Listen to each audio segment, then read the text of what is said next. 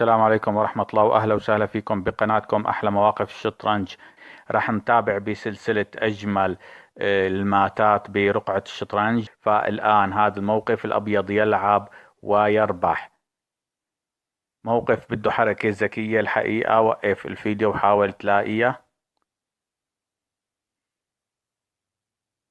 الحقيقة هون أول نقلة تضحية جميلة بالوزير كوين تيكس جي 6 كيش. طبعا إجباري بده ياخد بالجندي. والآن بالبيدق كيش. وطبعا ما في غير نقلة واحدة هي الكوين. بياخد البيدق اف 7. والآن روك على الاتش 8 كيش مات. فهذا هو اللغز الأول. راح نشوف اللغز الثاني. هذا هو الموقف الثاني. الأبيض يلعب ويربح أيضا بكشمات. والحقيقة في عنا كشمات بثلاث نقلات. فمثل ما انك شايف هاي النقلة الأولى بيشوب على الجي كيش. طبعا الملك ما له غير مكان واحد هو الاف 7. والآن صار عندك مات بنقلتين لإياه.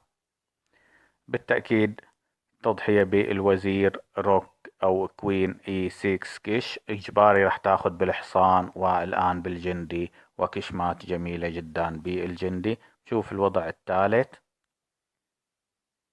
هذا هو الموقف الثالث. موقف سهل جدا. أظن موقف كلاسيكي أو بتكرر كتير. الأبيض عنده مات بنقلتين. ضروري يعني تكون حافظ لهالأنماط هاي من المات لأنه بتتكرر كتير بالجيم. طبعا هون تضحية بالوزير كيش وراح ياكل. بنشوف يعني الحصان مراقب الخانات. هروب الملك على العمود جي. فالقلعة راح تعطي الضربة القاضية على العمود اتش. مثل ما انك شايف الملك ما بطلع على العمود جي بسبب الحصان. نشوف الوضع الرابع. هذا هو الموقف الرابع. الأبيض يلعب ويربح أيضا. في فكرة جميلة. الآن النقلة الأولى هي الروك على الإي 8 كيش. طبعا إجباري رح يغطي بالفيل. والآن بنترك الوزير وبنلعب البيشوب على الاتش 6. طبعا شو بده يلعب؟ ما في أي نقلة. والآن رح يكون في عنا روك تيكس بيشوب. إجباري مستفيدين من ربط هذا الوزير. ممكن يكون عنده أخذ الوزير ولكن ما في عنده أي شيء غيره. وراح يكون في عنده كشمات أو أي نقلة تماما هون. راح يكون في عنا روك تيكس بيشوب وكشمات. شوف الوضع التالي. وهذا الموقف الخامس. أظن اللاعب الأبيض يلعب ويميت بنقلتين. الحقيقة لغز جميل جدا. هون الوزير بياخد الحصان مع كش. طبعا افضل نقلة انك تاخد، ما افضل نقلة، النقلة الوحيدة انك تاخد الوزير. فهون راح يكون في عنا كش مات بالفيلين. مثل ما انك شايف الفيلين محاصرين الملك. بنرجع شوي. طيب اذا ما اخذ وراح بالملك على الدي 7 ايضا راح يكون في عنا كش مات بالفيل. شوف الفيلين مع الوزير يعني محاصرين الملك حصار كامل. فهذا اللغز الخامس. خلينا نشوف اللغز التالي. وأيضا عندنا موقف جميل. وأيضا مات بنقلتين. الأبيض يلعب ويميت بنقلتين. حقيقة أيضا في عنا سيطرة الفيلين. وهون تضحية بالوزير كوين تيكس اي 6 كيش. طبعا إجباري بدك تاخد البيدق. ليش؟ إذا ما أخذت البيدق ما في غير الملك على الدي 1. شو راح يكون؟ راح يكون في عنا كشمات بكوين اي 7. فاذا هون راح تاخذ الوزير. والان البيشوب على الجي 6 كشمات. ومثل ما انك شايف الملك ما له اي حركة. فمنشوف الوضع اللي بعده. طبعا هذا اللغز مات بثلاث نقلات. وايضا مستفيدين من ضعف الصف الثامن. راح نعمل تضحية بالوزير هون. اذا الوزير بياخد الفيل مع كش. القلعة راح تاخد الوزير اجباري. والان القلعة الثانية راح تنزل على الصف الثامن. طبعا راح يرجع يغطي بالقلعة ولكن هون راح نستفيد انه هاي الخانة ايضا مضروبة بالقلعة الثانية. فهيك راح يكون في عنا كشمات من هون او اذا بدك كشمات من هون. فيعني ضروري هون تشوف انه اذا اكلت راح تكون الخانة F8 مراقبة بالقلعتين. فهذا تكتيك ايضا معروف. خلينا نشوف وضع تالي. وايضا هذا موقف جميل. وايضا عنا مات بثلاث نقلات. فوقف فيديو اذا بتحب. اكيد هون في عنا كش بتضحية جميلة بالوزير راح ياخد. والان الحصان على الاف 6 كش مثل ما شايف، يعني الخانة اف 2 مراقبة بالحصان، فالملك اجباري بده يرجع لمكانه على الدي 8. والان كش مات بالحصان من الاف 7.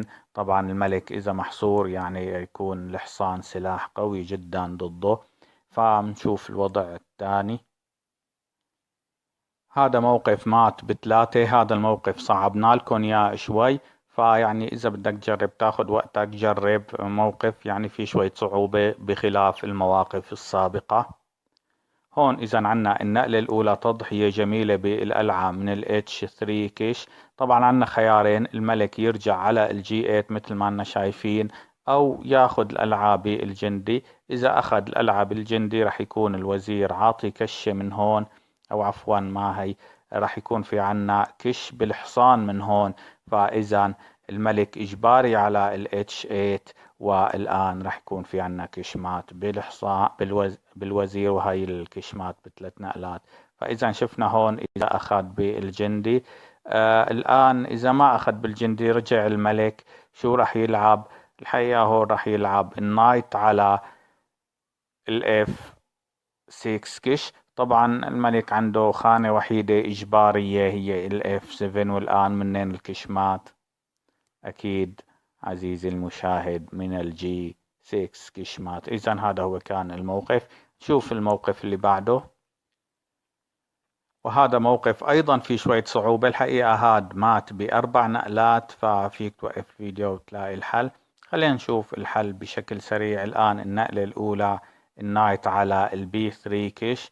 طبعا الملك له خانة وحيدة وهي ال A6. طبعا هون فيك تاخذ الوزير، ولكن نحن ما بدنا وزير اصلا، لاني راح ياخذ وزيرك. نحن بدنا كشمات، فما تكون طماع. فالان كوين اي 4 كش. فاذا شو راح يلعب؟ اكيد عنده خيارين، اما انه ياخذ الوزير فراح يجي الفيل لهون كش. الملك راح يرجع اجباري. والان راح يكون في عنا كشمات بالحصان مثل ما انك شايف. او اذا ما بده ياخذ الوزير، يعني اذا بده يرجع لهيك، اكيد راح يكون في عنا كشمات من هون. فاذا بنشوف الوضع اللي بعده. والحقيقة هذا موقف أيضا جميل. والفكرة السابقة شفناها بوضع سابق اليوم، إنه الحصان مراقب خانات، عفوا مراقب خانات العمود جي. فهون راح يكون في عنا تضحية، ولكن هذا الموقف أصعب شوي. إذا كوين راح ياخد كش. الآن إجباري طبعا الحصان راح ياخد. والآن عنا تضحية تانية بالقلعة كش، وراح يصير في عنا هذا النمط اللي شفناه يعني باليوم.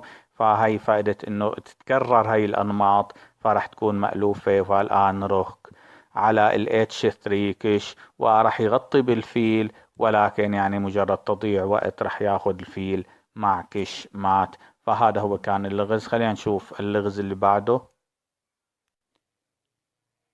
وايضا هون في عنا مات بثلاث نقلات اذا بدك تجرب. طبعا اظن هذا لغز سهل صار. هون في عنا تضحية بالوزير كش اجباري راح تاخذ بالفيل. والان البيدق F7 مع كش بالكشف بالفيل الابيض. طبعا نشوف قوة الفيلين هون. فاذا الملك ما له اي حركة، راح يغطي فقط لتضييع الوقت، وراح ياخذ مع كش مات. فهذا هو الموقف قبل الاخير. خلينا الان نشوف الموقف الاخير بهذا الفيديو. هذا هو الموقف الأخير، هو موقف جميل جدا. الأبيض يلعب ويميت بأربعة نقلات. أيضا فكرة أظن صارت معروفة، صارت مطروقة كتير بأكثر من موقف. الآن عنا تضحية هون بالحصان كش. طبعا إجباري راح ياخذ، لأنه الملك ما بيروح على الاف 8 بسبب وجود الوزير. إذا راح ياخذ. والآن تضحية بالوزير كش. طبعا إجباري راح ياخذ. والآن البيشوب على الاف اتش كيش اجباري راح يرجع. والان شوف هاي المات بالفيل والقلعة دائما ايضا بنشوفها بنفس النمط. فيعني ضروري ايضا تكون ملم بهاي الماتات لحتى تكون تطلع بسهولة أثناء أدوارك العملية. هذا كان الفيديو اليوم، شكرا لكم، خصوصا اللي وصلوا لآخر الفيديو. إذا وصلت لآخر الفيديو وشفت الألغاز كلها اكتب لنا بالتعليقات حتى نشكرك. نلتقي مجددا بإذن الله. بذكركم اشتركوا بالقناة وشوفوا لكم كم فيديو سابق لحتى تدعمونا. نلتقي مجددا مرة أخرى، منكرر الكلام، والسلام عليكم ورحمة الله.